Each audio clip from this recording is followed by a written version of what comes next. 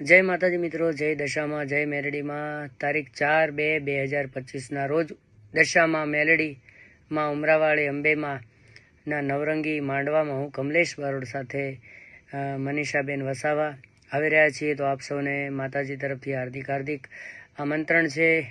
માતાજીના પરમ ઉપાસક સુશીલાબેન, માતાશ્રી મલકીબેન, પિતાશ્રી ગોવિંદભાઈ દશામાં તથા મેલડીમાં ગ્રુપ તથા સમસ્ત ગ્રામજનો તરફથી આપને હાર્દિક સ્વાગત છે। ઠેકાણું નવા પટેલ ફળિયા, મુકામ ભૈરેથા, તાલુકો કવાંટ, જિલ્લો છોટાઉદેપુર। તો હું આવી રહ્યો છું।